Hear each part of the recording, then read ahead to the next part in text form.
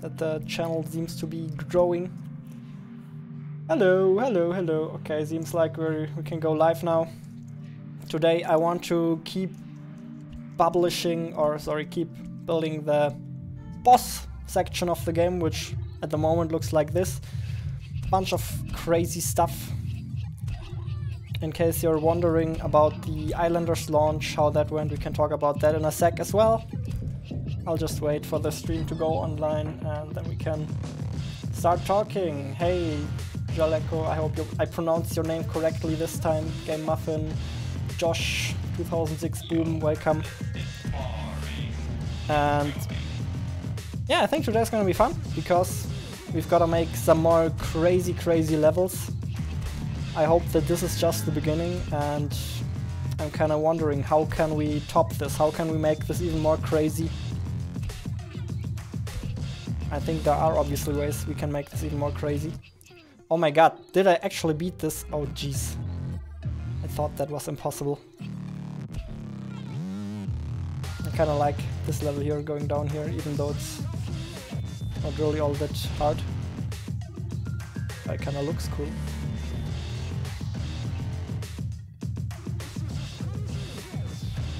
So all of that is basically more or less the build up to the final boss section of the game. Let's have a look at that again. Hey, oh my god, we've got a lot of people joining the stream already. I'm not used to that whatsoever. Hello. Get going or I'll have to restart you. You made a channel because I want to be a game dev channel. Cool. That means I need to open your channel in a new tab so I can check it out later. How do you do that? In the new interface. I can't. I'll just search your channel on YouTube real quick. Dang it, I can't find you. Send me a link later on. I want to check it out. Sup, dude? Hey, hey.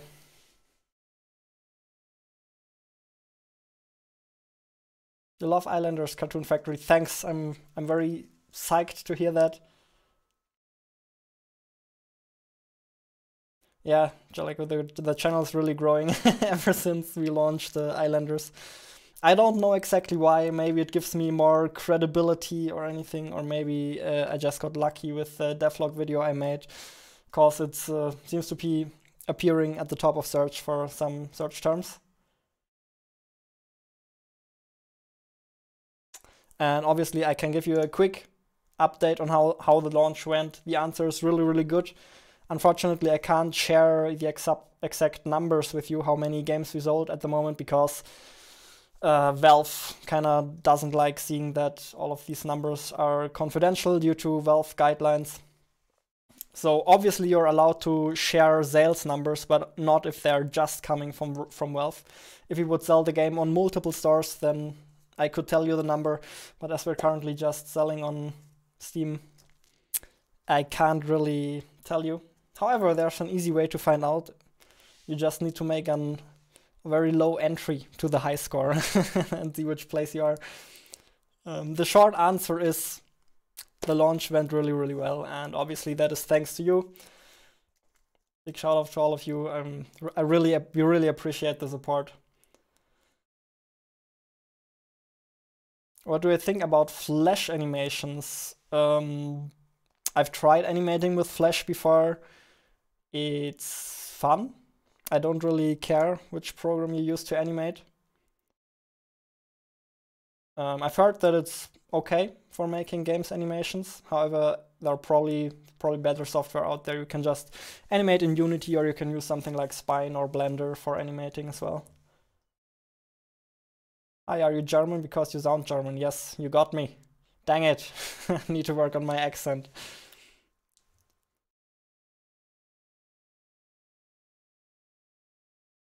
Wondering if you're gonna do that game we're talking about, the space game. Oh yeah, I remember that you wanted a space game that sounded a little complicated with building satellites and tons of upgrades. I'd definitely be interested in building a space game, but I would have to think of some cool core mechanics. And obviously I'm in the middle of 2 projects still, so I'm not really looking for any new ideas at the moment, if that makes any sense. Have I played Fortnite? No, not yet, but I don't think it's my kind of game, but I think I should probably check it out just because it's pretty popular. And as a game designer, it would probably be interesting to have a look at that and check out what all of the fuss is about. Okay, I think I answered all of the questions. Sometimes I miss stuff in the chat. If that's the case, please let me know. Cool. As everybody's here now, we can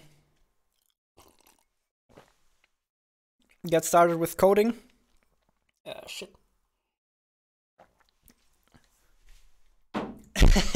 I kinda don't want to put that water right next to all of my computer stuff here. That already went wrong a couple of times.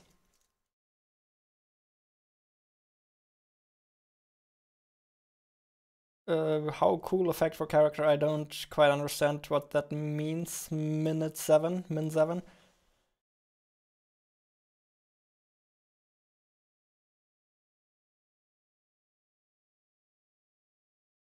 How do you handle all of those insectaries of being a game developer? What is that word? I'm not sure.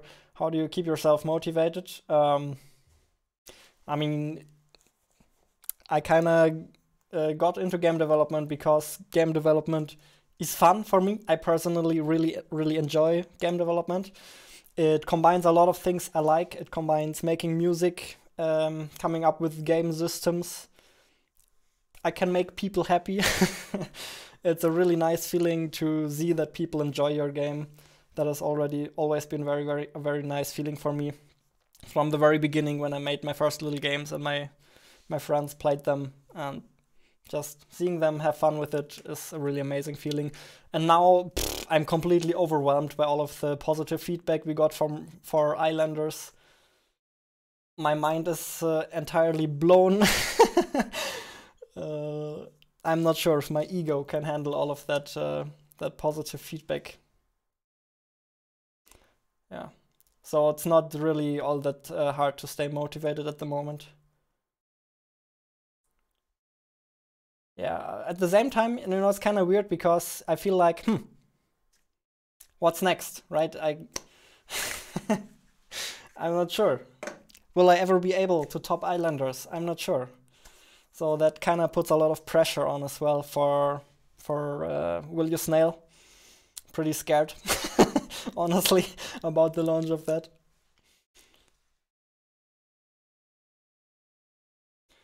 I missed your question, Cartoon Factory, then please post it again, because... Oh no, I answered your question. What do you think about Flash animations? I think you missed my my answer, Cartoon Factory. I answered that. Can you make a better League of Legends? No, probably not. League of Legends is really good and they are a very big team. Did someone ever recognize you on the street? Yeah, once, but they didn't approach me. They just contacted me afterwards. So yeah, I'm curious for the first times that's gonna happen. I'm not super duper keen on it. I kind of like my private life, but I guess it's not gonna be super avoidable in the long run, and I guess it's fine. Feel free to approach me if you ever see me on the street. That's completely fine.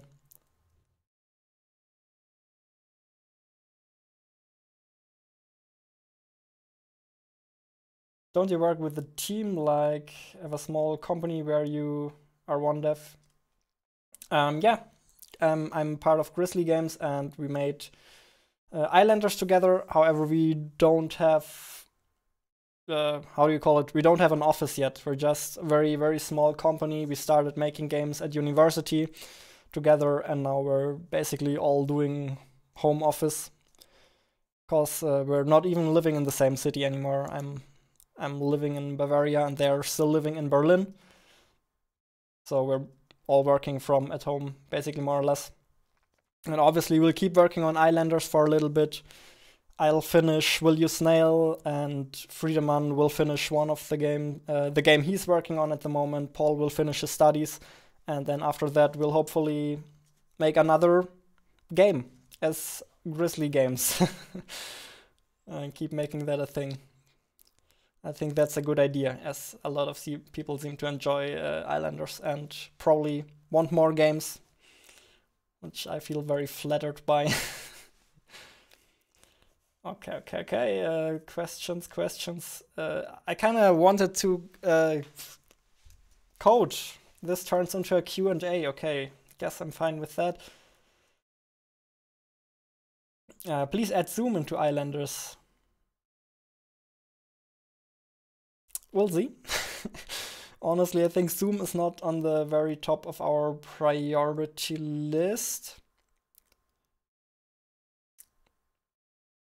One of the main questions would probably be what would be the default keys for zooming.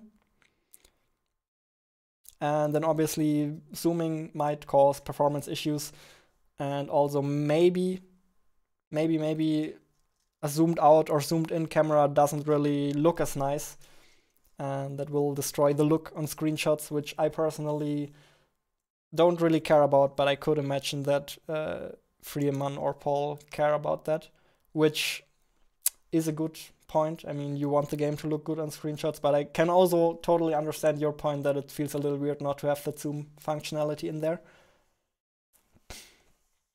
What was the very first project you worked on? Has there been a moment in your life where you thought, oh no, I should have been doing something else than this?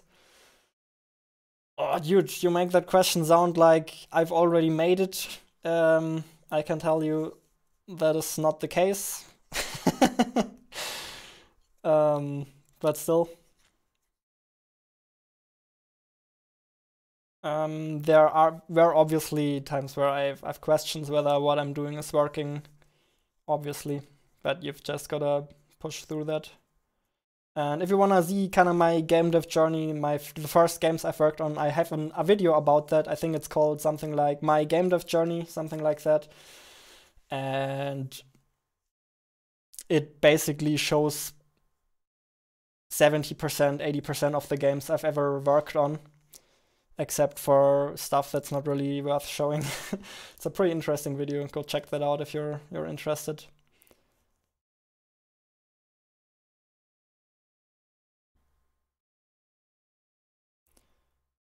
What do you think about uploading music from Islanders to my channel?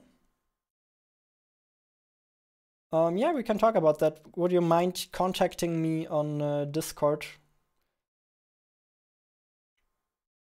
I mean, if your channel has a reasonable reach and looks legit, then definitely we can talk about that. In which city do you live? Have to stalk you? Yeah, I mean, honestly, it's relatively easy to find out. I would not encourage you to try to find it out. I value my privacy. Is Grizzly Games an actual company? Yes, of course. We have to do our taxes, otherwise it would be illegal. How long did Islanders take to make? 4 months. 5 months, if we include publishing the game. Started out as a university project, so 5 months at university, and now 1 more month kind of by ourselves for finishing everything off and uploading it to Steam. I feel like I already missed a couple of questions here and there. So as I've said, if you really care about me answering it, just post the same question again if I miss it. That's totally fine. Would you consider making your videos a bit longer to cover actual solutions to problems you run into, like fixing bugs? I mean, that's a difficult trade-off for me, I think, because I, on the one hand, want to make video games, and on the other hand, also want to do YouTube. Both of those things take a lot of time, so I'm trying to find the middle ground, and I'm also obviously trying to produce very useful content. If you know my videos, I'm trying to be really, really helpful and share absolutely everything that I think could be useful to you. Oftentimes, I think the solutions to very specific bugs or very specific things are not really useful to a lot of people, so I usually leave those things out, if that makes any sense.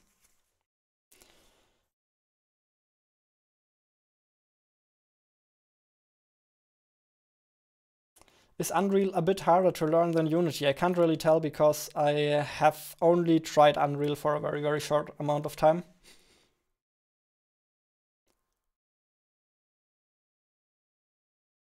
Unreal has blueprints. Yeah, I guess Unreal has visual coding, so it's not really super hard. Both Unreal and Unity come with different up and downsides as far as I've heard. Building your game seems to be a little stressful on Unreal at times. And also Unreal Engine seems to be pretty good for shooter games. If you want to make something that has vastly different mechanics or very experimental mechanics, then maybe Unreal Engine is not the correct engine to go for.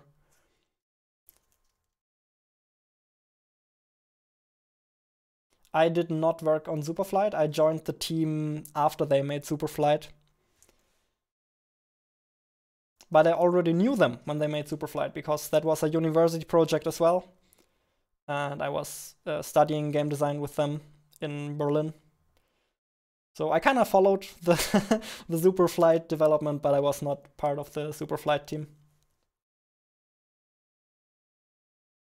Have you ever made a video on how to be successful on YouTube? No.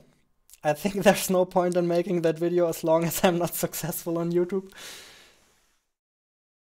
I think there are some interesting things I could share about that and tell you my experiences if that's something you're interested in. I mean, it's definitely something that will become more and more important for game developers as well, because YouTube is just a great marketing tool, especially for game developers. I mean, it's not really all that hard to just upload a devlog once a week. And if you do it right, it will get you a lot of sales in the long run.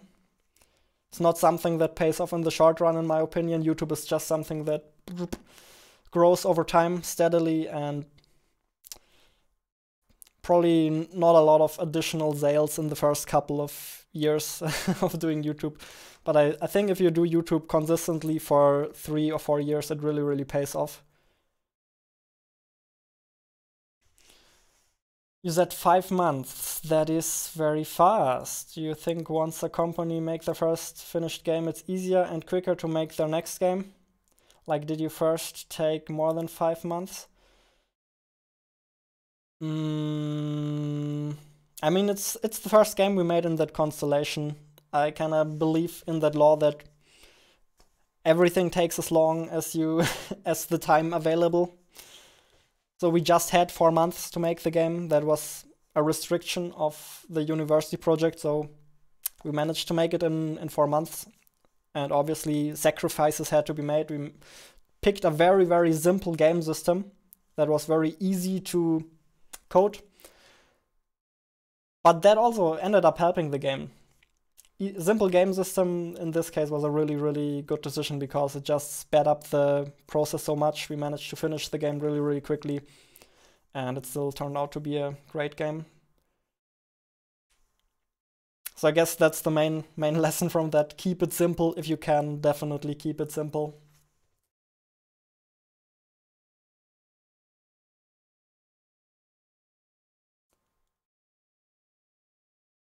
This is the first time I actually see dislikes on your stream. I know it happens every once in a while. It's no biggie. It's fine. Are you going to take part in a game jam the next amount of time? I want to take part in the next Ludum Dare game jam. I'm not quite sure when that is. I hope I won't miss it. Sometimes I forget about these things. Any tips for learning C#? Depends on your level, I guess. The best thing you can do is just to code a lot of things in C#. One thing that definitely helps a lot is if you have someone look at your code, someone that is really familiar with C# and can tell you what you can do better. But I think that's the two main things you should look towards. Just coding a lot of stuff in C# and having people who actually know what they're doing look at your code. That's I think the two things that probably help the most. Just keeping at it, you know. Just make PewDiePie play your game. Honestly, I think Islander is probably not the correct game for PewDiePie. It's not a let's be real, it's not a super duper entertaining game to watch. It's kind of chill. You know, if you're watching it for the personality of whoever's playing it, I think it can be fun to watch. I think Will You Snell will be a lot more streamer and YouTuber friendly because that's just a crazy rage game you can scream at. I think that will be a lot more entertaining for YouTubers and streamers to play and for their audiences to watch. At the very least, that's the plan. We'll see if that works out.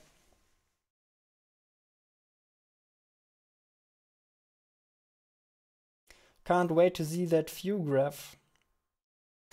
The view graph of what? Of the live stream? Of the YouTube channel? What are you talking about, City Builder Studios? What games do you make when your channel is big? I think I'll just keep making the same kind of games, whatever I feel like. I personally really like that short development cycle of 4 months because, let's be real, starting over, coming up with new ideas and doing all of that is probably the fun part. And then once your game is up and running, all of the improvements, performance optimizations, that's kind of the tedious, annoying part.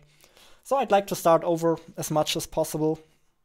So I think like 4, 5, 6 month development cycles are probably the most fun. It's pretty hard to keep the projects that short if you're making a game on your own, but I think if I'll keep making games with the boys, with Friedemann and Paul from Grizzly Games, then I think that is a realistic goal. Which university do I go to? I don't go there anymore. But it was HTW Berlin Bachelor Game Design. That's where I went to. It's a great school for learning game design. If you live anywhere close to that, I can recommend you apply there if you want to learn game development. How many programming languages can you?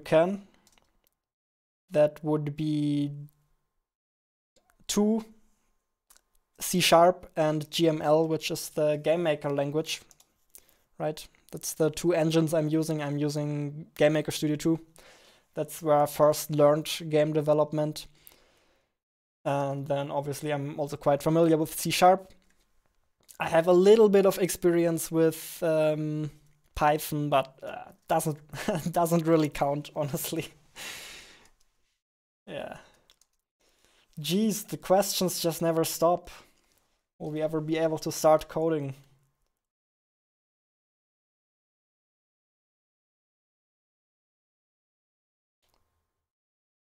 Ravon Von Games played Islanders. Yeah, a lot of big channels picked it up and pretty cool. Most of those videos are pretty chill to watch.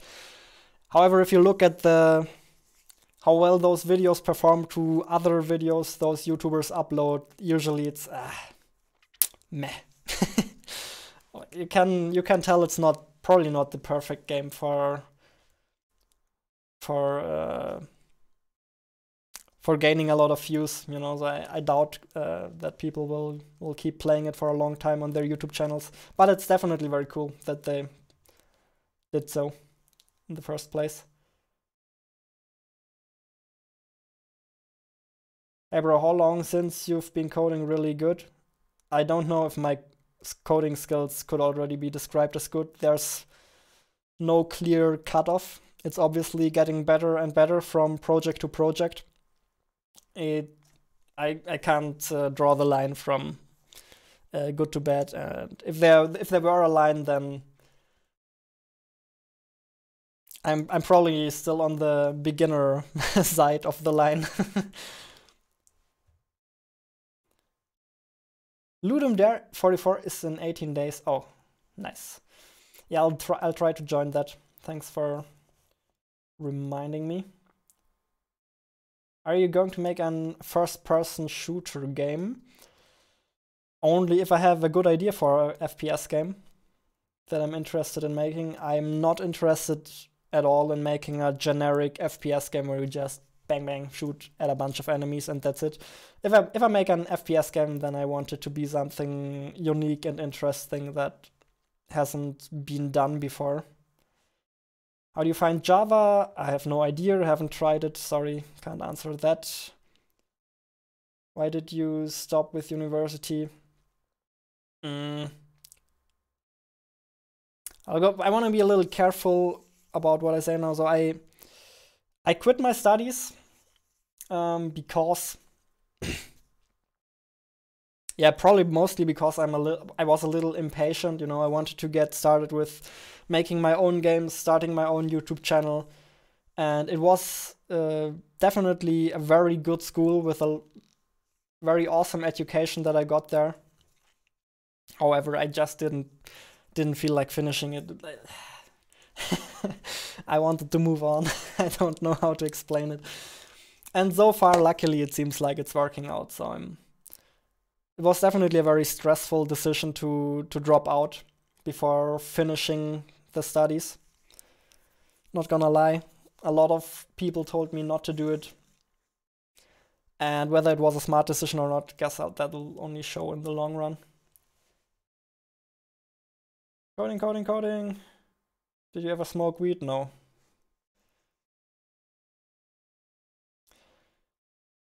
Congrats, UW subscribers. Yeah, I don't know how that happened, but it's yeah, guess that's okay. What do you think about the random trap mechanics in Will You Snell? Would ruin speedruns, or what makes it unfair? Not saying that it's bad, but why do you decide to keep going with that mechanic? That's an interesting question. At first I thought it's a cool mechanic because obviously the traps are not supposed to be entirely random. There is an AI in Will You Snail that tries to predict your movement and then places the traps where it thinks you will be in half a second. So it's supposed to feel more like a game you're playing with the AI or against the AI. That the AI is the antagonist and you're trying to outsmart it somehow. But I agree that it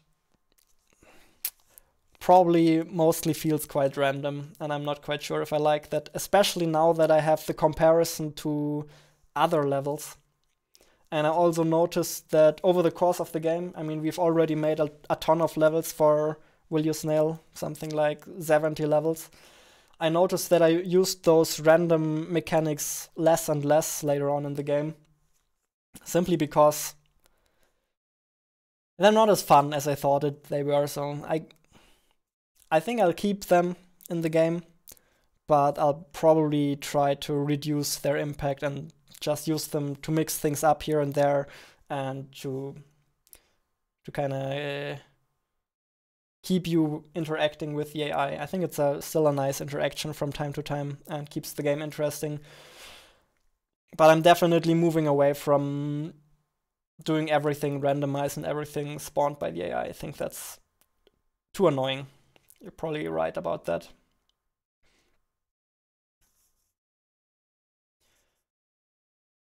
Jonas, has the meta of Islanders evolved significantly from when you and the other devs were playing it? So far from the screenshots I saw in the community hub on Steam, I would say no. Still looks more or less how it's supposed to be played, the game. However, a lot of players have already exceeded our skill levels. Like, the things some people do is just crazy. I'd really like to show you some screenshots. Let me see if I can find that screenshot from one of my friends. Oh, yeah, here it is. Let me check if I can show you that in big. Okay, it's not really good quality, but it still kind of proves my point here. For example, that Resort Oasis for 240 points, like stuff like that is just completely insane and stuff I thought wouldn't be possible. And of course people are pulling these things off. Same for the temple. I read a how to temple guide on the community hub. Yeah, I actually learned some things from the community on how to place temples correctly. That's pretty fun. So I'm pretty happy with how the strategies seem to be evolving at the moment. Gotta go. I'll watch later. Games Muffin, thanks for stopping by. How many levels has Will You Snail? As I've said, there are about 70 at the moment. We'll add a couple more. Actually, I want to add a couple more in this stream, but only when the questions stop coming in. Or maybe at some point we'll just cut it off and start working on the game regardless. But for now, this is too fun. Have there been any game-breaking bugs? Yes. The problem is that it's pretty tough to catch all of the bugs in a game. There are so many different machines, so many different operating systems. And you can't test for all of that. On some machines, it's just gonna break, and then you're left wondering, how the hell do we fix this, because we don't have a way to reproduce it. Yeah, it's a little tricky to fix those things. So in case you're having trouble with starting Islanders, then best way to let us know is in the Steam community hub. We read through that every day and see if we can help people to fix their issues. But not gonna lie, it's pretty tricky if you can't reproduce that issue yourself. Kind of figuring out what's causing the problem and fixing that is a little tough. My record was 140 points with one building. That's decent. That's pretty decent. I'm not sure I ever pulled that off. I think my max was probably also around 120. I'm not sure. 140 is pretty good. I think I also saw somebody placing a temple for something like 220 points. Like it's beyond good and evil, what some people do. What programming languages do you know? As I've said earlier, C#, GML, which is Game Maker language, and a little bit of Python. One tip on Steam. Have a lot of wish lists and Steam will push your game higher. Yeah, but do we... I'm not sure if we have any direct control now over how many people wishlist our game. We tried to push people towards that before the launch, obviously, try to get them to wishlist the game. But now we just made a solid store page, I guess, with honest marketing, and now if people want to wishlist the game, they can do so, and obviously that helps the visibility of the game on Steam. And during sales, obviously all of those people get a notification as well, so wishlists are always nice, that's obviously true.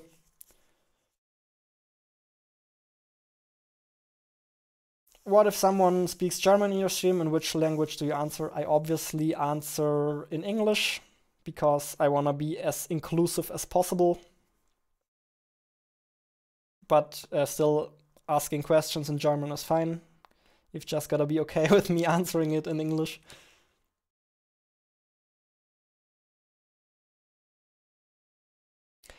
Oh no, your girlfriend is a Mac user and can't play the game. I can't promise anything yet, yeah, but we're looking into publishing the game on Mac as well. If it's not too complicated, we'll make it happen. Thing is, there are a surprisingly low amount of Mac users on Steam, and Linux users as well. There are some official stats from Valve, and like Mac and Linux users, I think together are less than 10%, if I remember correctly, don't quote me. But they are quite vocal, which I understand, because obviously they want to play the game as well, and we'll try our best to bring the game to those platforms as well. But as I've said, we're a small team, and let's see if we can make it happen.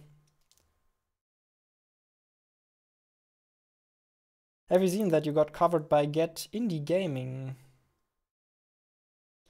I'm not quite sure. I think I caught quite a couple of channels that covered us. I can't quite remember Get Indie Gaming. If I saw that, maybe. Someone trick him into speaking German. Yeah, that happens anyway from time to time. Hallo, mein Name ist Jonas.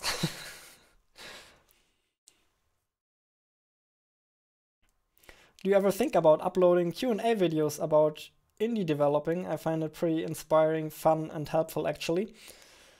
Yeah, I mean, Q&A videos are a great opportunity because they are very, very easy to make. And if they're interesting as well, then that would obviously be awesome. Problem so far was that the channel wasn't really big enough to do something like that. If I just were like, okay, do you have any questions? Then maybe I would have gotten 3 or 4 questions, 5 questions before that. That would have been a very short and boring video. I guess now that the channel is growing, we can do that a little more frequently. I guess we're doing it right now. This turned into a Q&A video. I didn't expect that, honestly. It's quite crazy. What's your favorite word in German and what does it mean? Oh, I've never thought about stuff like that. A little bit. I mean, maybe. I have no idea. No idea.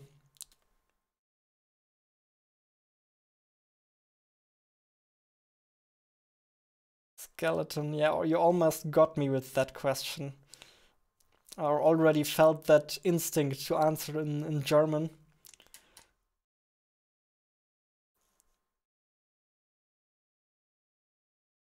Does the game work on Proton? I'm not sure. I wouldn't rely on it. What would you recommend for beginners in game development? I would say make a lot of small games. Just 1 week projects max and just do a lot of them, because this way you can improve faster. I think what most beginners get wrong is that they want to make a big game right away, which obviously if that's what you want to do, power to you. But usually those projects don't end up working out, and then they kind of lose motivation. And even if their projects end up working out, then while making the project you kind of learn so much about game development that you have to start over again anyway, because you're not happy with the code you wrote at the beginning anymore. So my tip for game developers that just start out is make very, very small games, but finish them.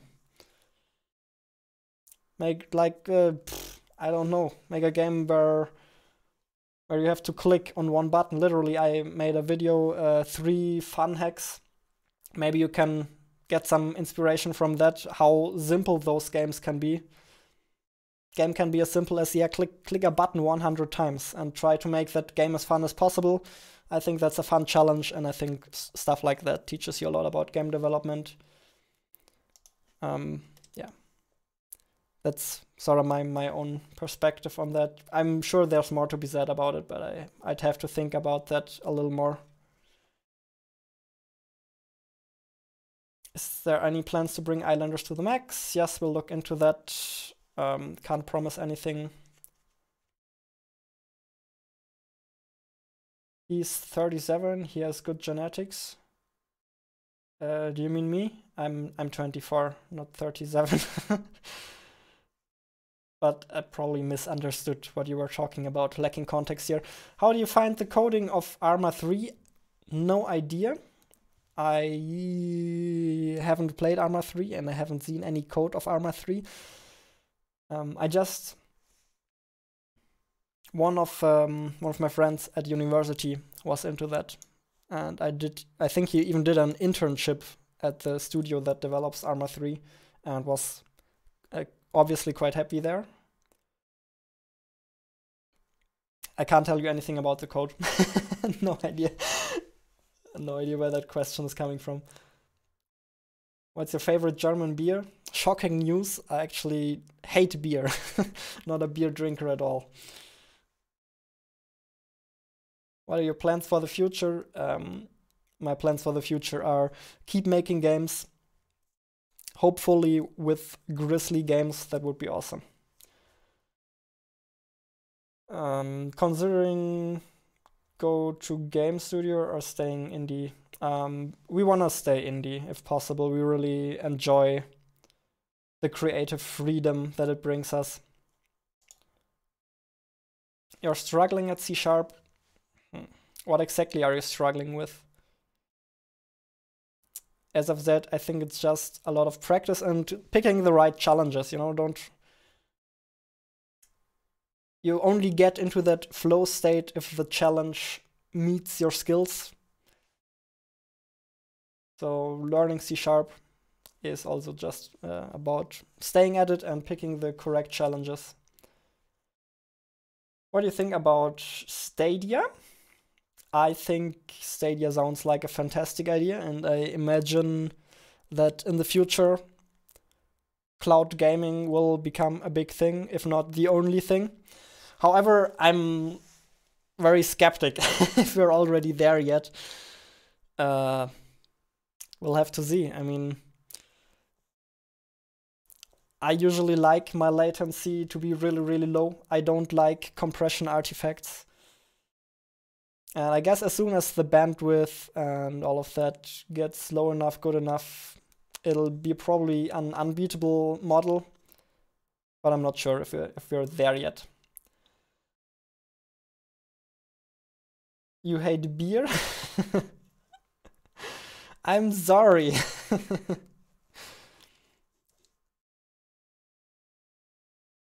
Please add more height mechanics, more verticality. I want to get more points for a higher tower. Yeah, we actually thought about that quite a bit when making Islanders. Our final decision was to keep the game as simple as possible, because if we did height mechanics, then we would have to extend the tooltips, get 1 point for every height or whatever. And then also it would be a little unfair because some islands are a lot flatter, I guess, than others. Not that all of the islands are super duper fair anyway, but I'm not quite sure how I like that idea, because we've already considered that.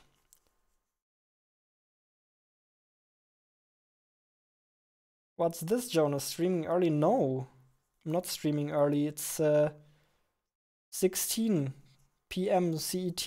That's when I'm always streaming.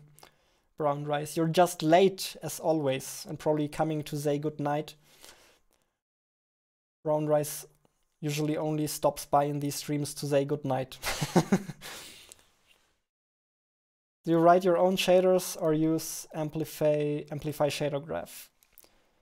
For Islanders, we wrote our own shaders. However, I did not do that. In this case, it was Friedemann who wrote the shaders for Islanders.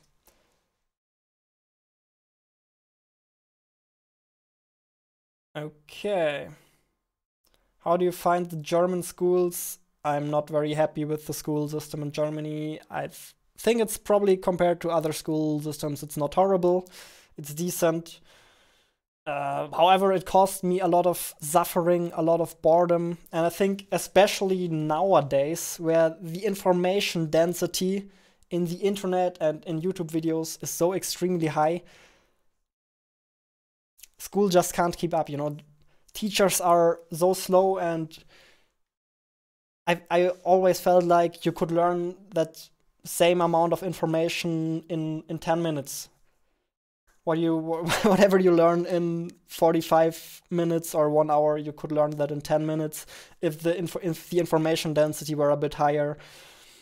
I think our school system should start looking into gamification, video games, modern media, how we can use higher information density, and how we can actually prepare people for their lives, you know, teach them something useful, something they're interested in.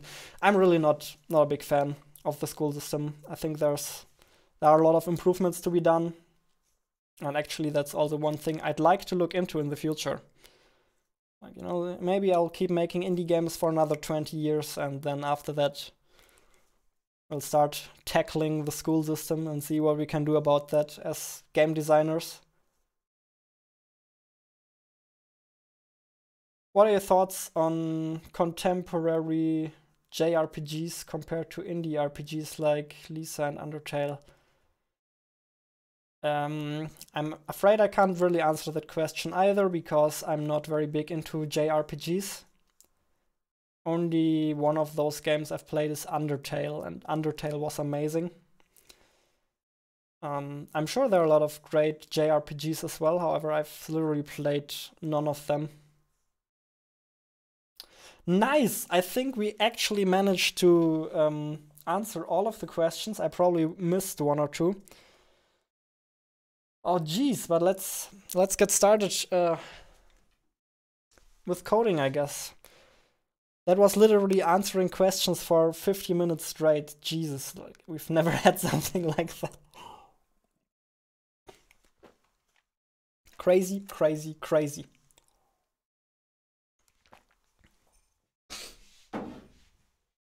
Okay, let's have a look again at where we left off in Will You Snail.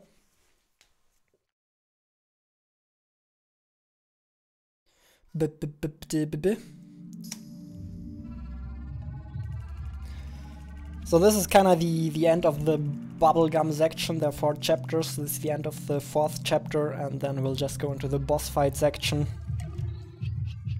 which will be very crazy and glitchy. And now the question is, how do we make this even crazier and glitchier? Let me see if I can pull that off again, make it through here. In case you're not really getting what's going on, you have to make it to the other side. You can touch obstacles while they're still yellow, but you cannot touch them when they're red. And pretty much exactly the opposite experience from playing Islanders. Super annoying and stressful. But also remember that this is at the very end of the game, and also it's we're playing on Rage mode. You'll also be able to play the game on easier difficulty settings. This is just the one I prefer to play on.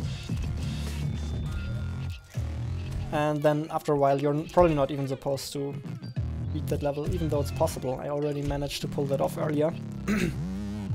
We'll go into this level. We have to drop down here. Meow, meow, meow, meow, meow. And then after that the question is how does it continue? Someone suggested that it would probably be a cool idea to go through all of the chapters again. So this is kind of the representation for the first chapters, and then maybe we can have a couple of broken disco chapters as well. I kind of like that idea. I wonder how broken disco chapters would look like. Broken disco levels would look like. Nice effects, thank you. For your boss level, maybe you could divide the level into distorted parts that look like a broken mirror. Yeah, something like that could be cool. Yeah. Okay, I'm just gonna create a new level.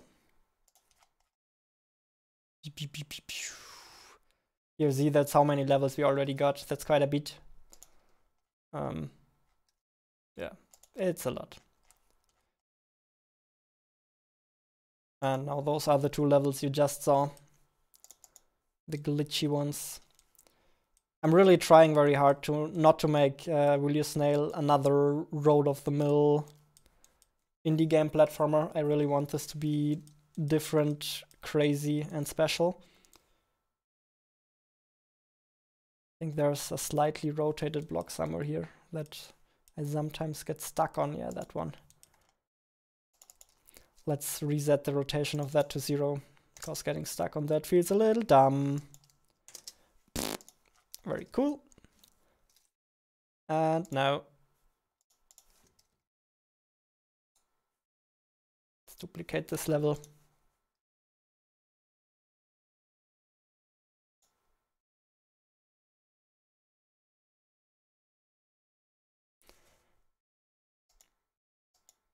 And let's call it glitchy disco.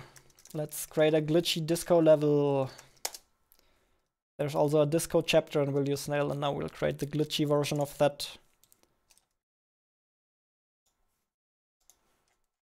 And for that, we'll just changing the style of these levels should in theory be very easy, because we can just duplicate these styler objects I have here.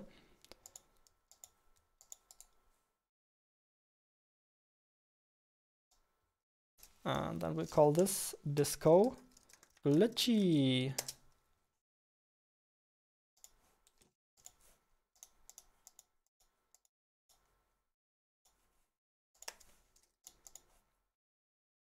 Put that in here and make sure we have the glitchy part of that, which is in the step event.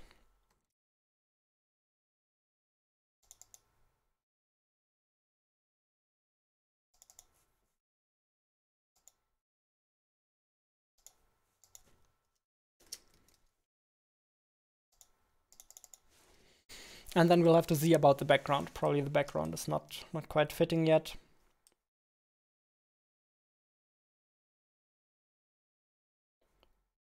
Okay, let's just check it out real quick if it's working. Then we can add some spotlights and stuff like that to make it more disco-ish.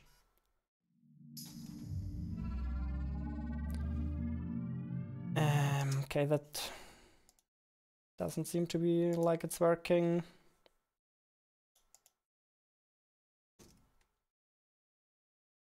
Probably because we need to put that in there.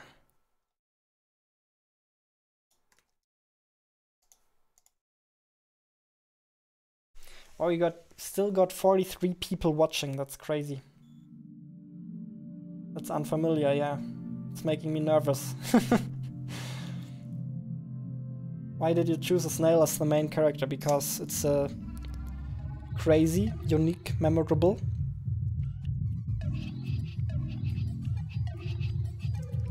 Also, the evil AI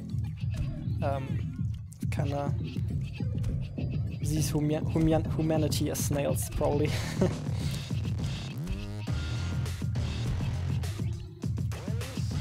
The AI, by the way, is disabled at the moment. Usually there's a giant talking face flying around here that's mocking you. However, that is a little annoying for playtesting, which is why I disabled it. Okay, seems like that is working for the most part. So let's come up with a new level layout. And then we'll also add in a couple of spotlights to make this more disco-ish and see if we can break the game in some fun ways to make it even more glitchy and crazy.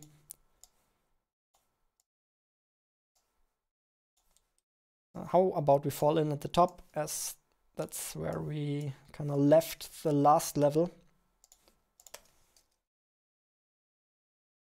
I guess that would make sense.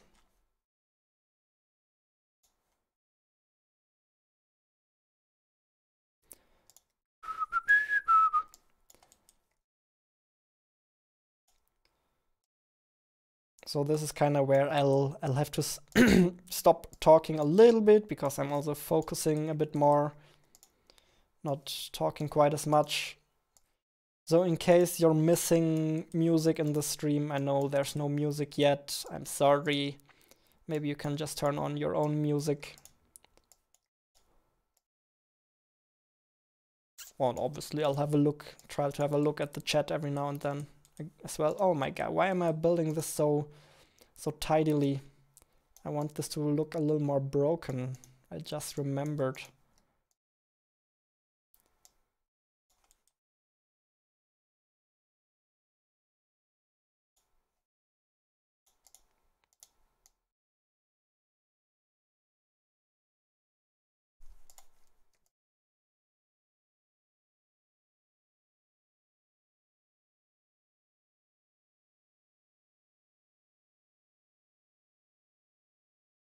Yeah, how about we do something like that here and just a bunch of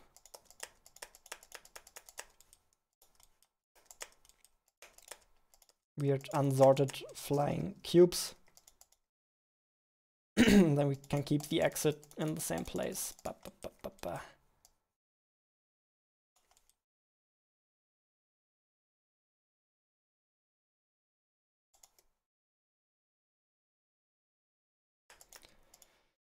I wonder if we have enough maneuverability in there.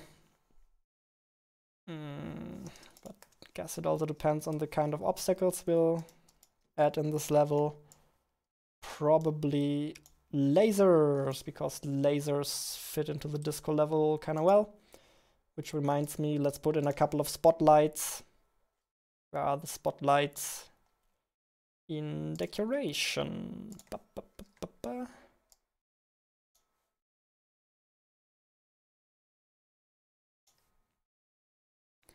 And as this is a broken level, let's also just put a spotlight here into right into the center of the level.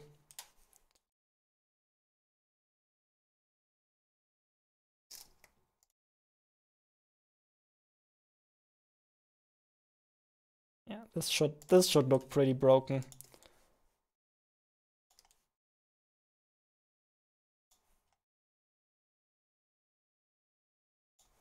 And to top it all off, let's also add one of these.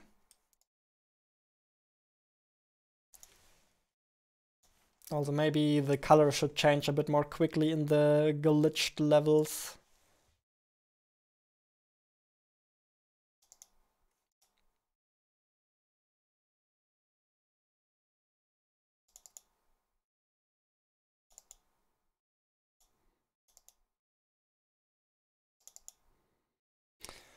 I wonder where the color change is happening actually. I don't know. I don't remember. It's a little bit of spaghetti code. Why Game Maker Studio, not Unity? I kind of like Game Maker Studio for making 2D games, but still has a lot of annoying drawbacks, so I'm pretty sure next time I'll use Unity instead of Game Maker. Just runs more stably. I feel like Game Maker causes a lot more weird bugs on other machines. But in general, Game Maker's a nice engine for 2D games. Just a couple of deal breakers that will stop me from using Game Maker again. Wait a second, did we miss the disco level?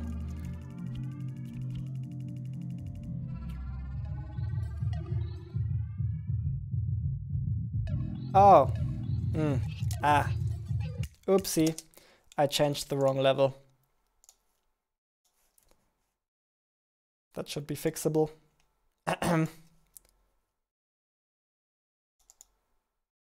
Here, oops. That's the first level.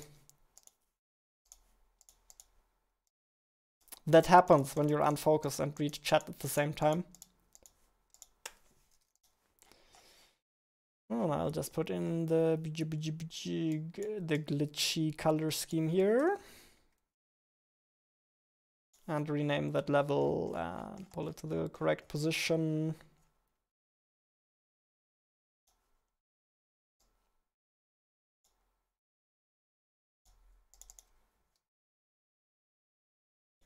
This one has the wrong color scheme now.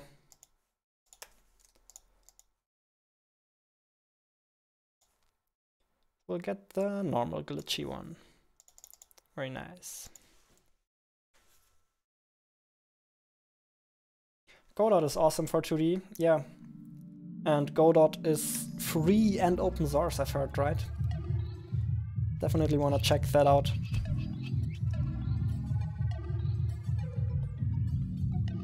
Did you have to draw every object? Yes. But that was not all that challenging. Because honestly, the objects themselves look pretty stupid. It's mostly the post-processing that makes it look good. See, that's the game without post-processing. Looks pretty dumb. With post-processing it looks cool.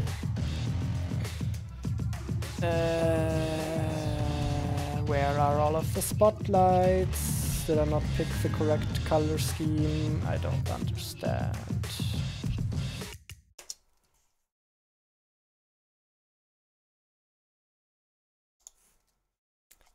How did I manage to mess that up again?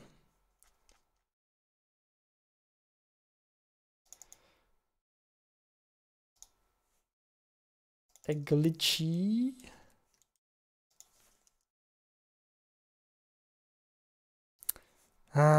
No, my sidebar is gone. I think the only way to get that back is to reset the layout.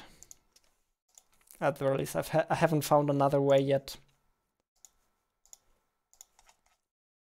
Also, there's no good way to sort those levels. See, stuff like that is just a little annoying, and I feel like it slows you down quite a bit in bigger projects.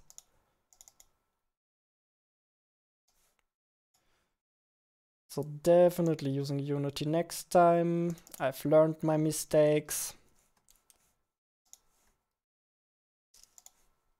Ba, ba, ba, ba.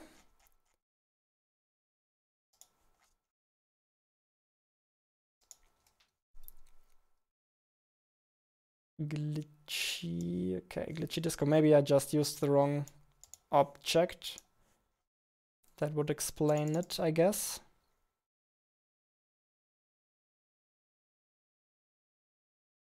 I wish I could watch this, have exams tomorrow. Well, I wish you good luck with your exams.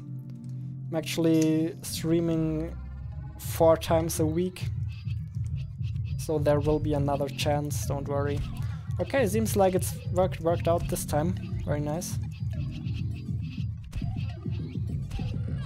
Not quite looking as broken as I wanted to.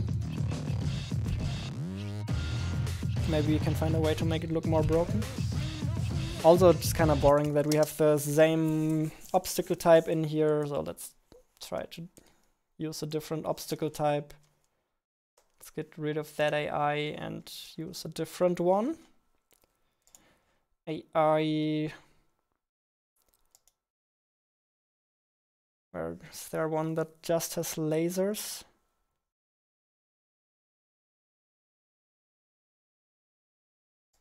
Laser, laser, laser, laser, laser, laser.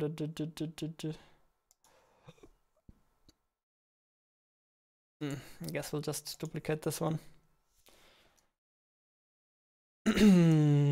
Endgame lasers.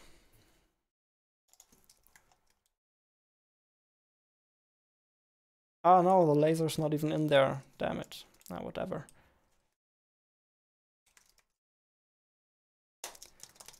Let's set the laser probability to very high. It's probably too high.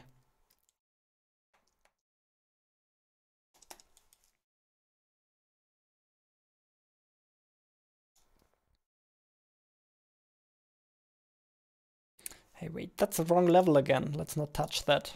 This is the correct level.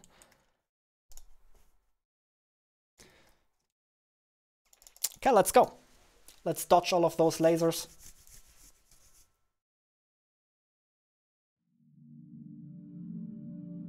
You also don't need additional licenses for exporting to web, mobile, Linux. Oh my god, Godot sounds amazing.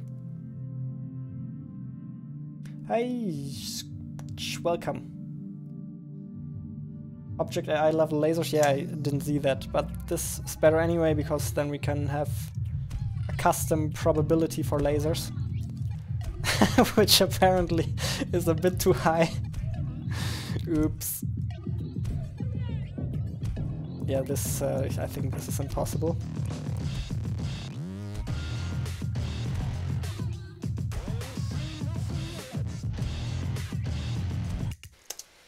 Also, usually these levels feel a lot more interesting with a little bit of camera zoom, because that just adds a bit of camera movement to the level. I think that usually makes a very, very big difference. So let's add some camera zoom here. And I guess we'll reduce the laser probability a little bit. Just a little bit.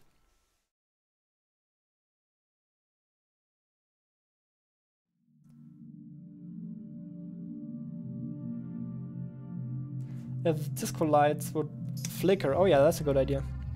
I mean, at the moment, the disco lights are kind of synced to the music.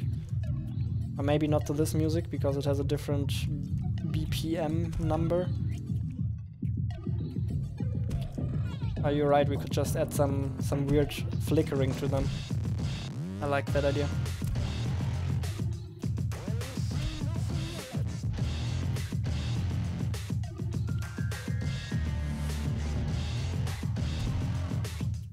I mean, now it's a little too easy. Let's compromise. Let's double the difficulty of that.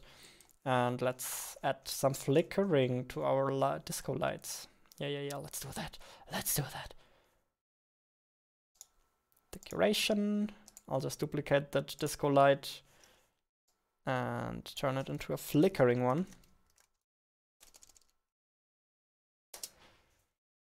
And then I'll use the other one as a parent.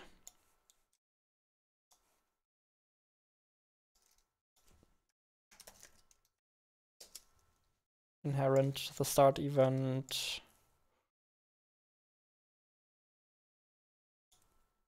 Inherent this event. And what does this event do? Oh, this one, that's the visibility. Very nice. So we can just overwrite the visibility here. I'll use a variable for that, flicker equals to 0. And then every once in a while we'll just set this flickering to 1. If random 1 is smaller than 0.01 or something like that. Now let's just make them flicker for half a second. So basically using this flicker variable like a timer.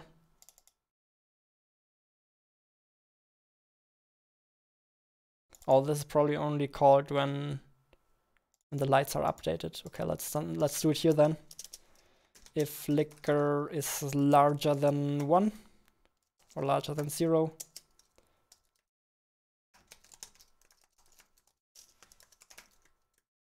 then whether this light is visible or not will just randomly decide between true and false.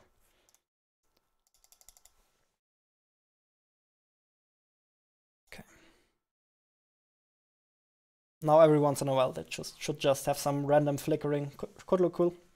Let's see if that idea ends up working out.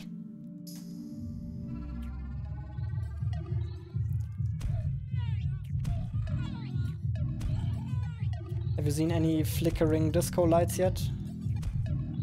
There's too much going on the screen. Ah, no, of course not, because I haven't replaced the disco lights yet. That makes a lot of sense.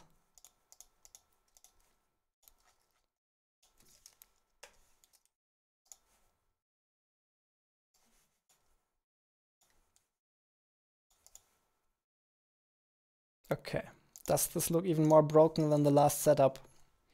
Yeah. Brown Rice Studios gonna go to sleep now, huh? Called it. Good night, Brown Rice. Thanks for stopping by. Thanks for watching. Play Light Bear. What's that? Cut hat. I don't understand. About adding some crack effects to the level for adding glitches. I mean, do you think the level can handle more glitches? I think it's already very hard to see what's going on anyway. And by the way, the flickering disco lights were a very good idea. I absolutely dig those. Looks very broken.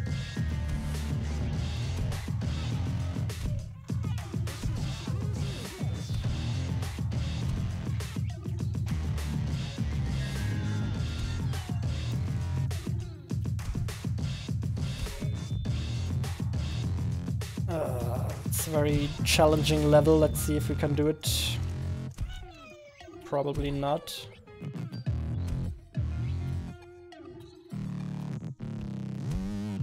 I wonder if we can get the same background as in the levels before, with that cool scrolling background, and modify that in a way to make it look glitchy.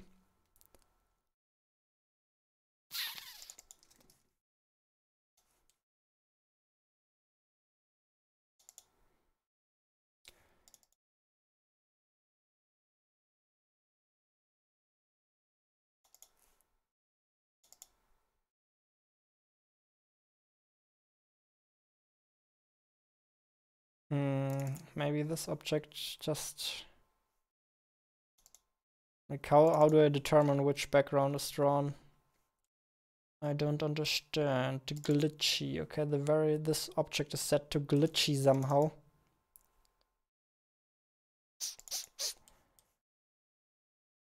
Unfortunately, you can't search for where I reference that variable. That is very nice in C#. I could just right-click this and search where I used it. Now I have to suffer for my spaghetti code. Ah.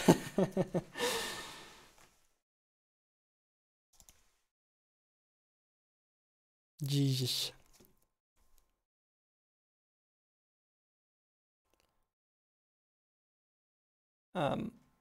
Yeah, right. Guess I can search the project for that. That is obviously an option.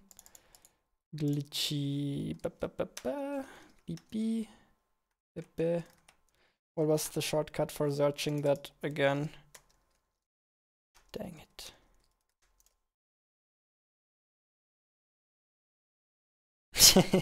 You can see professional at work here, clearly. Okay, I forgot the shortcut to search for that. But it can't be far.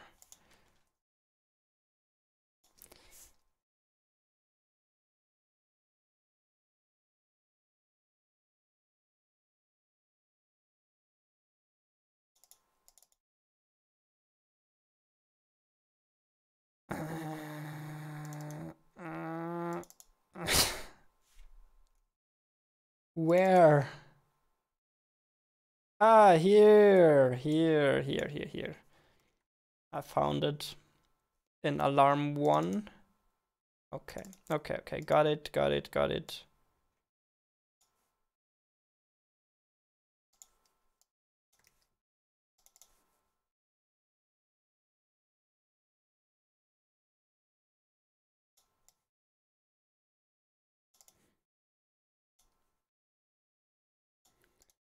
Alarm 1, let's put that in here and let's set alarm 1 to 1.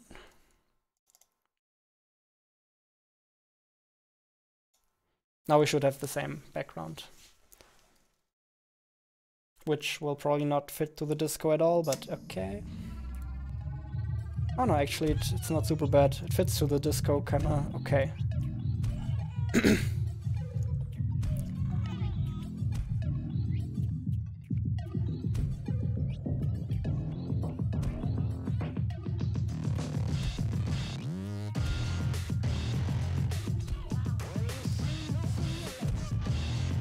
Okay, it's very hard.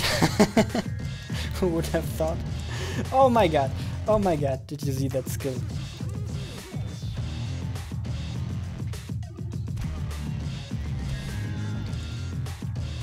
Remember, this is the end section of the game, and also there are easier difficulties.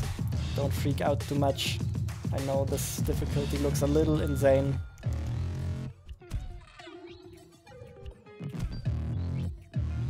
But these levels will probably progress automatically if you're stuck on them for too long. They'll just glitch out and then you find yourself in the next level. They're really more for the show than for the actual challenge. However, you should probably still be rewarded if you manage to beat them. Maybe you can get an achievement for that. And obviously your overall death counter, which there will probably be a high score table for, will be a little lower. Okay, let's see how that plays on the normal difficulty. I don't want to make people suffer too much. Yeah, I mean that looks reasonable. That looks more reasonable. Cool. Go.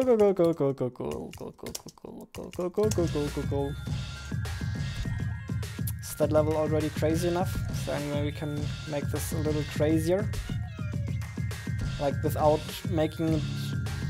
adding any additional cracks or glitches to the screen, because then it will just become unplayable and you won't see at all what's going on.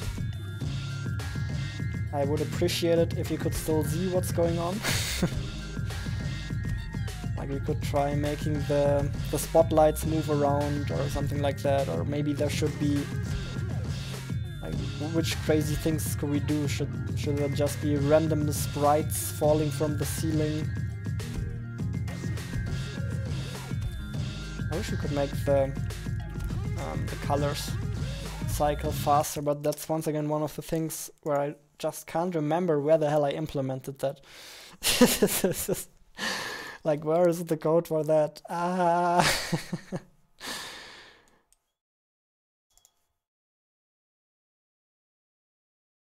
Here it is. Nice.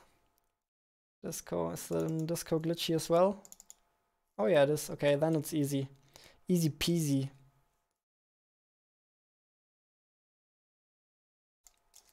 Guess that's the only place where we have to change it.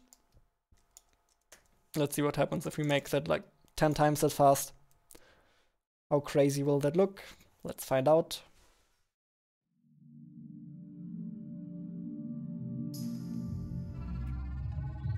Control-Shift-F. Oh, thank you.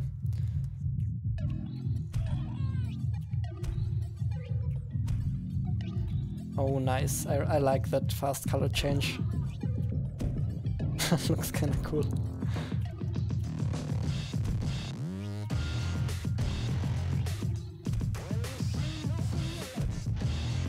Wait, which difficulty is this? Oh yeah, Rage mode. Then it's fine. Thought it was still on casual difficulty.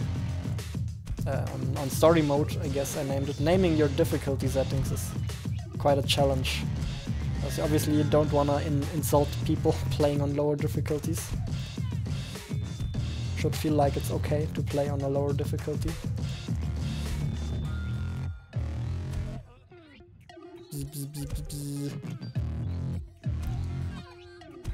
Yeah, that's kind of the weird thing about the game. Sometimes these levels are really addicting, even though it feels like you have absolutely no chance.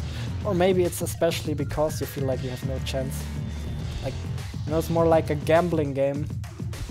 And as we all know, gambling is addicting. Will you make it through this time? Will you get the jackpot?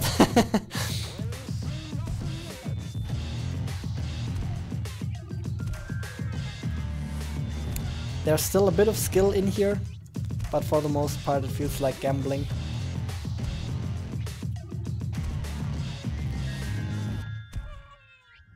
Which feels like a horrible thing to say about a game that doesn't sound fun at all, but for some reason for some reason it works. I have no idea why. And probably not everybody will agree that it works.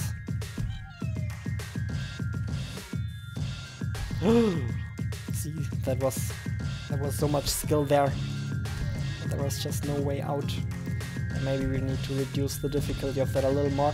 But actually we'll not worry about the difficulty balancing for now. Let's try to add something crazy to this level. To make it just a tiny bit more crazy. That would be awesome if we could manage to do that. Already looks quite nice.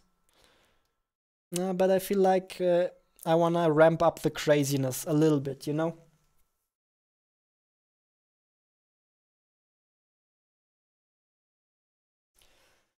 Do some hacks to your game. What do you mean with that?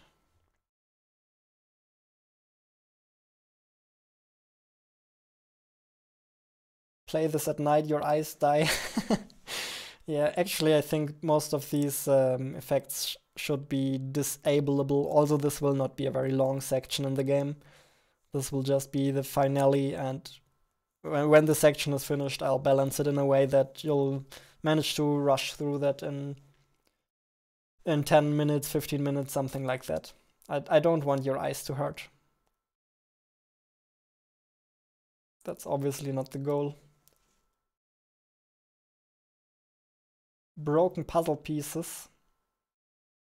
Yeah, that's already quite decent. I'm not sure that's already random enough.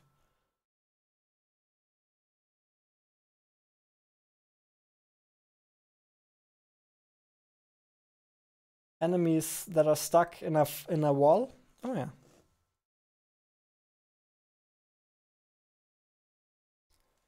That could be a good idea. I like it. Also, maybe we can just place an enemy in there, a glitchy one. Let's see if we can do that.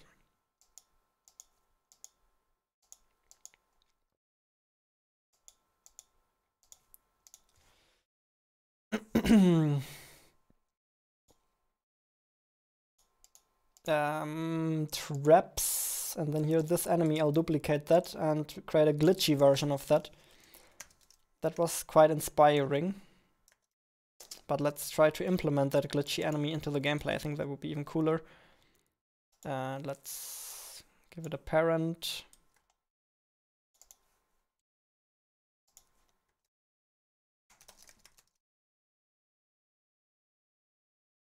Even inherited.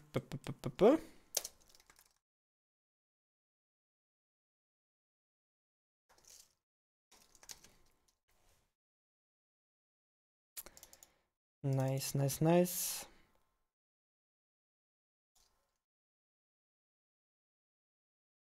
No, I guess that's not how we'll do it.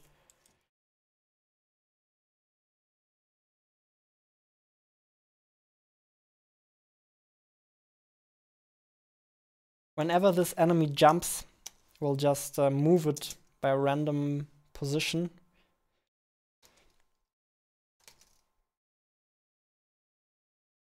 I think that will look nice and glitchy.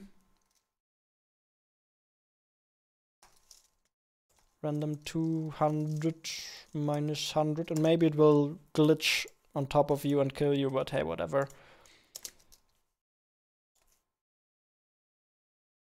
Okay. I guess we can delete those events then, if we don't want to change anything about them. That was easy. Now we have a glitchy enemy. Let's put it on the spikes layer. Let's put one here. And let's put one here. Like, these are not designed to work this way. This should just be broken. But we'll see what happens. Maybe we can make another one here.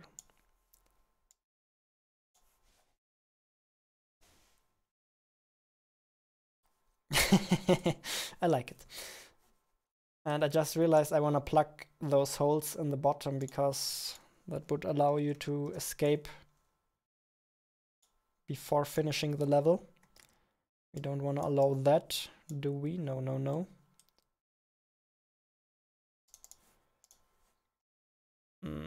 I think I'll be generous, and as we have some enemies in here, we'll maybe reduce the amount of lasers just a little bit again. Where's that AI? Come to Papa.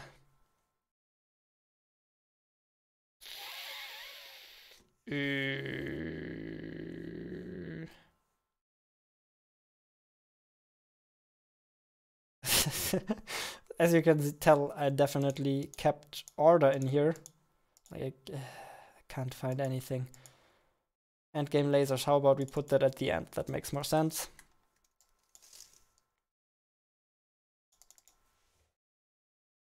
Maybe some save points? Ah, no, no, no, no, no.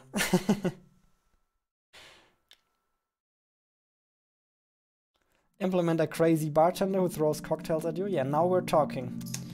Now we're talking.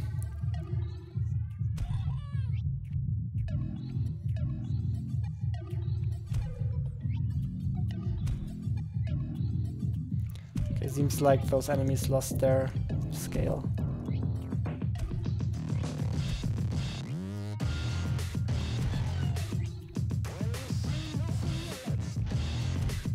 I really like that glitching enemy. Maybe we should make the level more about those glitching enemies. That looks like a pretty cool mechanic. So, okay, let's be real generous with the lasers, and let's try making the level more about those guys.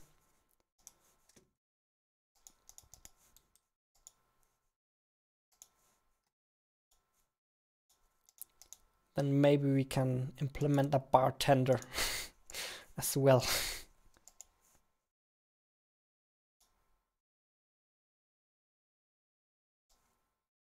However, that the bartender idea feels like it would require some more art, probably.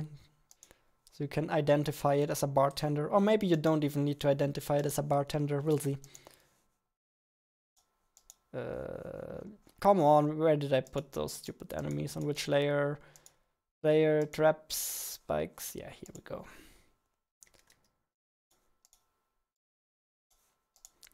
Okay, then we'll just bring them to their original size, I guess.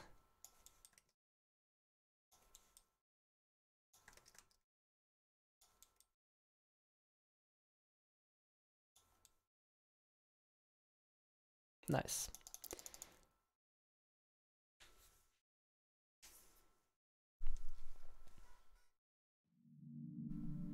Multiple escape points sounds reasonable for a glitchy level, yeah. Yeah, I guess you're right. True. Nice. The enemies are just glitching out of the level.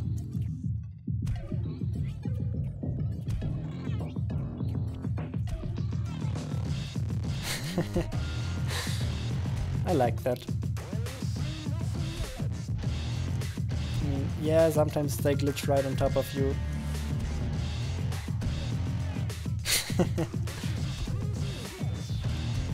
I'm not sure speedrunners will like this game. I'm really not sure.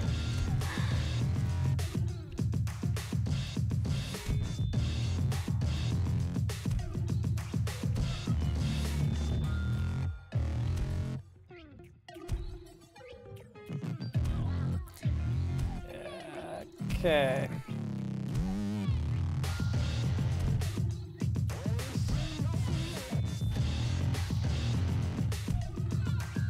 Maybe we can add another secret escape point somewhere.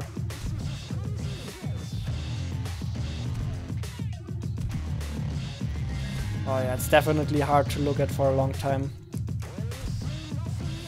We shouldn't force the player to stay here for a very long amount of time. This is exhausting for the eyes for sure.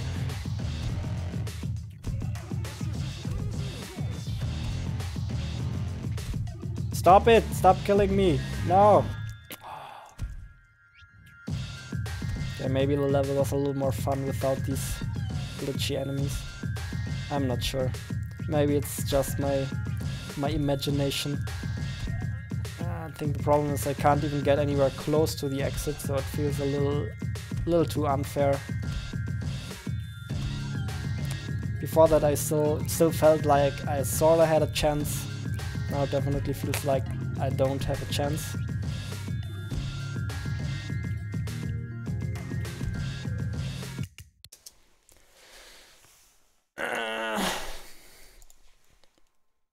What do we do about that? Guess let's get rid of a couple of enemies and reintroduce our alternative escape points. Walls, and then it looks like you have to escape here, but you can just escape the level here. As you've said, for a glitchy level, that is probably entirely fine if that is possible.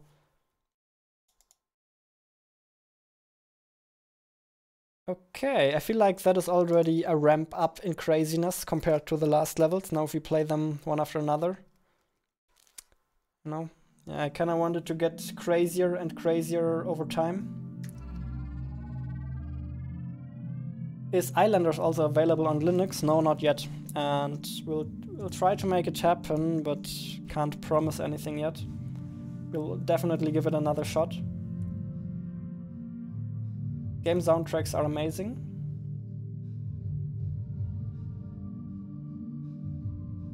You should put warning point before the teleport. You mean before you go to the next level for epileptics, or is that what you mean? No, that's probably not what you've meant, but that's always something I'm thinking about or not always, but lately. It's something I'm trying to think a bit more about when making stuff like this. Problem is, I really want to be crazy glitchy and have a lot of flashing lights, but I really don't want to harm anybody as well. So I'm still thinking how to protect epileptics from this. If you have any reasonable ideas, let me know. Tips for new Unity 2D game developer after understanding how it works. Guess that depends a little bit on what you want to do, Mr. Ruben. Like, do you want to keep learning Unity, or do you want to make a game and publish it right away? What's your goal at the moment? Please tell me, and then I can answer your question a bit better. Ah, before enemies teleport. So players can dodge that. Yes, I mean, that sounds like a super sensible thing to do.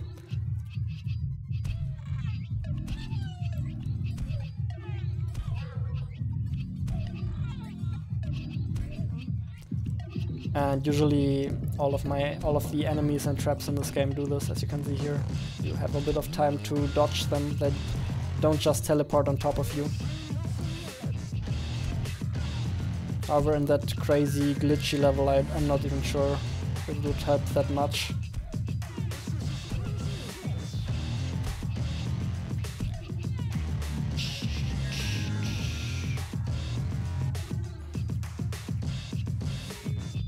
This is one of my favorite glitchy levels because it's actually not so hard. Maybe I should just make all of the levels a bit easier. Maybe that would be a nice solution as well, because as I've said earlier, we don't want people to get stuck here for too long anyway. Dang it. What's a little annoying about this is that sometimes when you're falling down you can't see if there's a spike below you. A little bit of a gamble as well. Oh jeez! The enemy glitched its way all the way towards me. See, now it already feels a bit more fair. That was just too many enemies before. Even though the lasers portray where they'll end up, they're still incredibly difficult to dodge due to all of the glitches. Just a little hard to see what's going on. Ah, right, I can nice, I can escape there. I forgot, so as we can see, it's possible now. Yippee! Nice. Nice. Honestly, I'm feeling a bit exhausted, so we'll do another quick Q&A round if you want to, and then we'll just call it a day. Haven't really gotten as much game development done as I would have liked to, but I also didn't expect there to be as many viewers. Channel has been growing like crazy lately. Thanks a lot. Seems like you're enjoying my content, and I'll obviously try my best to keep it up. I put up a little poll for which video we should make for the Friday upload. Seems like the majority so far is on how to create procedurally generated levels and how we did the procedural level generation for Islanders. So guess the Friday video will be about that, and now after the stream I'll probably get started working on that video. You know, did a bit of Islander stuff before the stream, now a bit of Will You Snail stuff during the stream, and now after the stream getting started with the YouTube video for Friday. That's kind of my schedule, and it will probably be the same schedule for tomorrow and the 2 days after that. And then Friday will be a normal upload. In case you're new here, that's sort of my upload schedule at the moment. Might change sometime in the future, but that's how it is for now.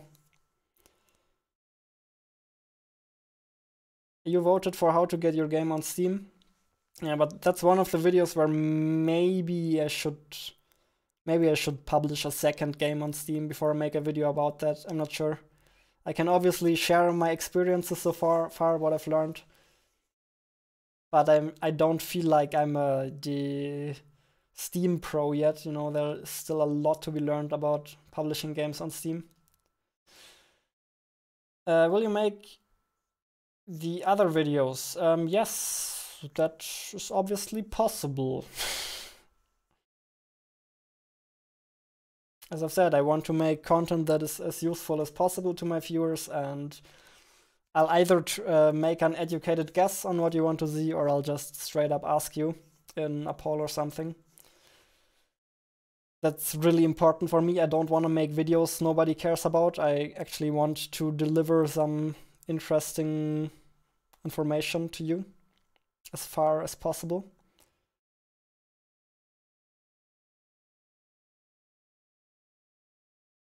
For some reason, I suspect the final boss of Will You Snail will be a game of Pong. Don't know why. Don't give me ideas like that, or I'll make it happen. Actually, if you have any cool ideas for a glitchy boss for Will You Snail, then let me know. Pong boss? Noted. Can you do the marketing video? Yes, I would like to do that, because I think that's probably something that's pretty useful to a lot of indie developers that are starting out. I think it's one of the things that really feel like black magic, or that at the least felt like black magic for me for a very long time. Like, how do you get people to learn about your game, or to find your game, to see your game? That's a crazy one, and honestly, I don't quite understand how it worked. For Islanders, somehow it did work. So it's another one of those videos where maybe I should make a couple more games before I pretend to be all pro about this topic. But I can definitely take some educated guesses and just share what I've learned so far. I can definitely do that.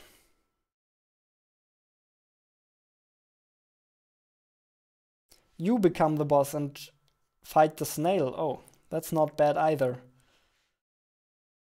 What if the boss is extremely small, like a little ant or little frog or something? You're definitely giving me some interesting ideas here.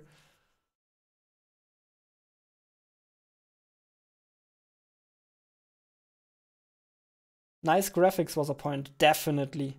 Like, that's one of the, I think that's one of the biggest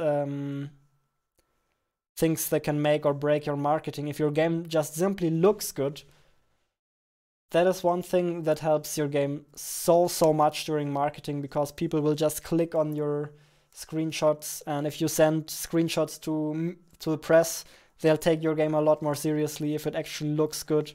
So visual quality is definitely, I think, is one of the biggest marketing factors. Also, when people find your game on Steam, what's the first thing they look at is obviously how does your game look. So I totally agree on that.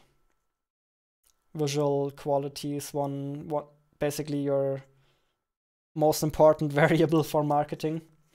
And I think that is pretty tightly followed by the fantasy your game delivers. If your game delivers on a cool fantasy, like flying in a wingsuit or building a city on islands, then I think that's another plus. Whereas your game is something not a lot of people want to do anyway, like which examples are there without offending anybody?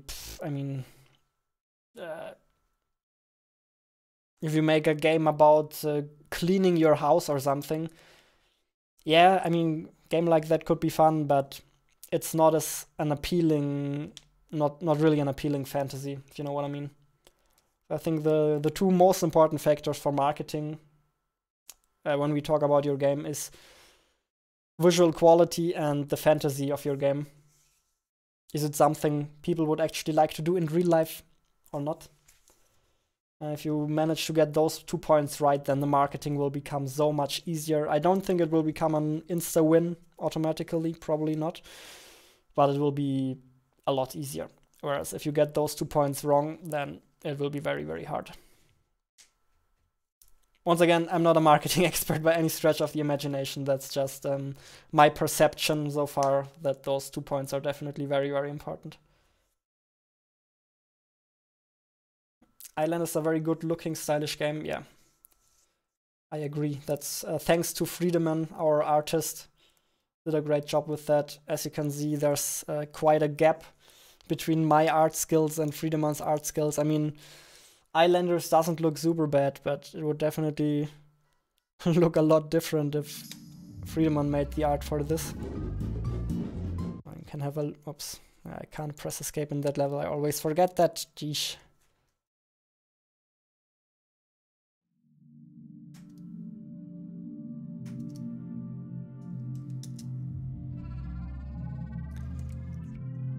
Yeah, see, that's kind of where my art skills are at. Game doesn't look horrible, but it also doesn't look like something you're super flashed by when you see it, so I'll definitely have to work on that a bit more. Hey, can you hear me? Jump. And then we have these levels, which I feel like look pretty alright in terms of color scheme, but then once again, looking alright is probably not enough.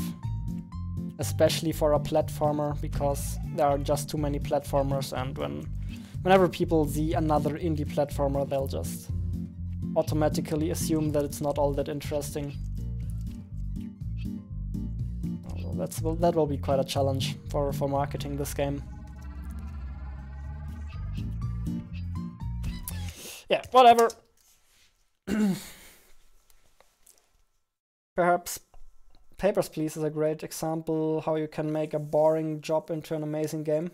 Yeah, there are definitely exceptions. Paper, Please is a very interesting game.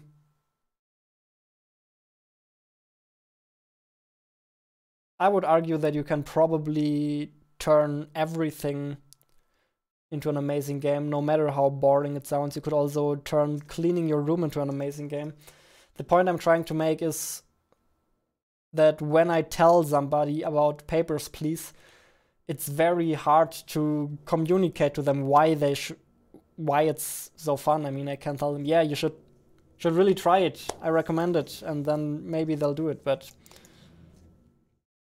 you know, if you just explain what you do in the game, it initially doesn't sound as fun as you build a city on an island, or you fly in a wingsuit down from a mountain. Those are things that just immediately sound fun after just saying one sentence, basically, whereas in Papers, Please, you have to do a lot more explaining on why the game is interesting and fun.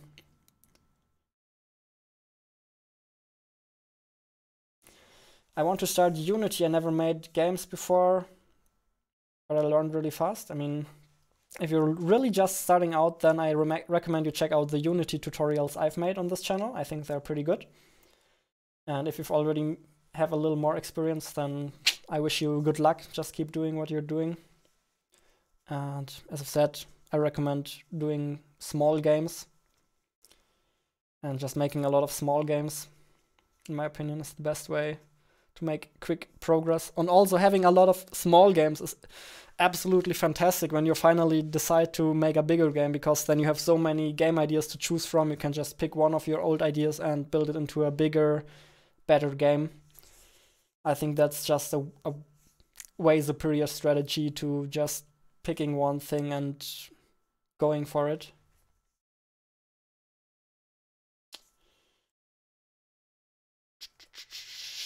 Look at Octodad. Moving around is fun. Yeah, but Octodad is one of the games that already sounds fun when you explain it to people. People, like, you're an octopus and you have to move around instantly sounds intriguing because you want to know how it works and how it controls.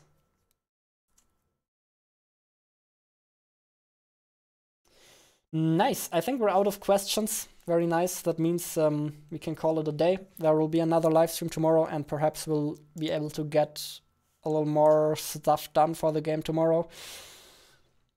I know watching the progress over the course of one of those streams is also not super exciting, because yeah, there's not that much you can get done in like 1 or 2 hours of work. Let's be real here. But I guess for Willy Snell, for me at the moment, it's just making constant progress every day, and eventually we'll get there. That's how we made it through pretty much the entirety of the game. That's how we made 70 levels, and if you just make a little bit of progress every day, then eventually the game will be finished. That's kind of the theory behind it. Until then, we'll hopefully have a nice time hanging out on stream and making this a cool game.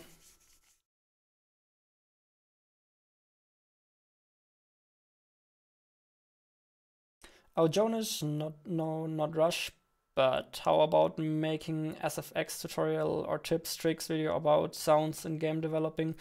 Yes, that is definitely on my to-do list already. Sound effects seems to be something people are interested in. Seems like something that would help a lot of people out. Is something I kind of know how to do, so that video will come sooner or later. I guess that's something you can definitely rely on. I think when you complete the ending of Will You Snail, will you add more content or release it instantly? Neither one nor the other.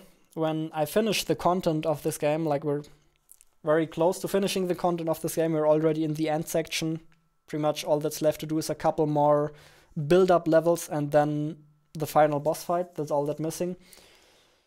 Then I'll go through the entire project again and improve all of the things I dislike, make sure it plays really, really well. So I won't be adding any new content. I think the game's long enough after that, but I'll keep improving what's here because I don't think it's good enough yet.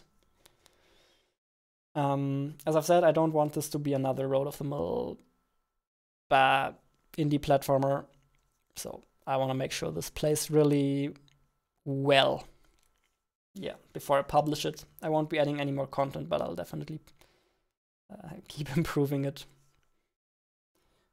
Also, let's not forget that I need to record a ton of voice lines for the AI, because that's also one of the most important unique selling points of this game is the AI, that antagonist that you're playing against.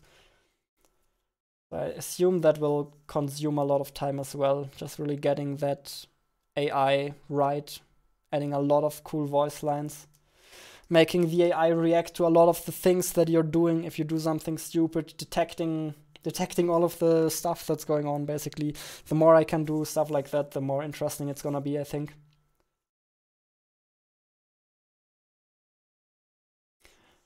When you completed the... I just read that, okay. I would definitely also be interested in sound effects. Okay, cool. Then we'll do that.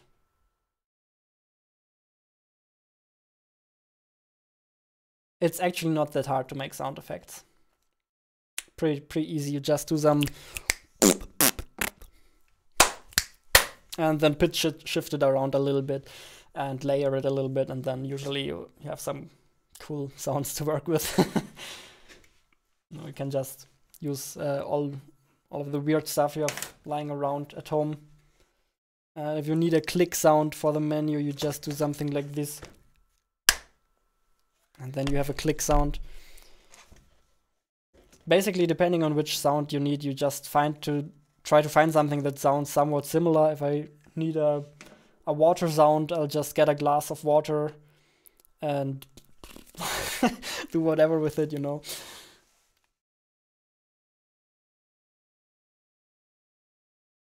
AI reminds me of the game Portal and Give Up. I love both of those games because AI. Yes, that's exactly what I'm going for, and I'm trying to improve on that because I love the AI in Portal as well, but I kind of want an AI that is even more responsive to what you're doing. Let's see if I can pull it off, but that's sort of the goal.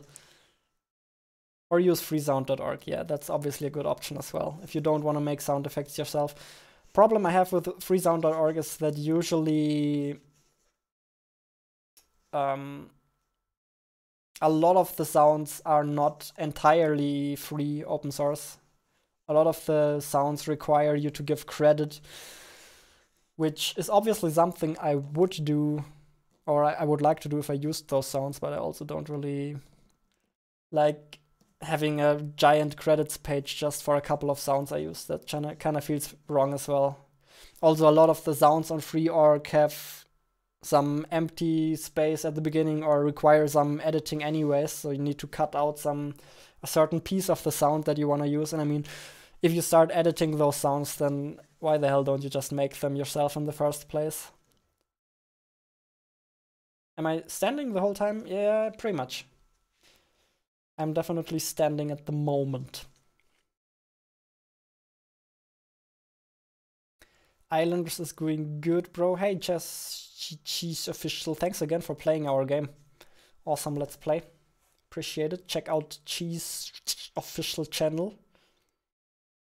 Just commented here. This stream is ending anyway, so you can head over to his channel and watch his videos instead. Cool.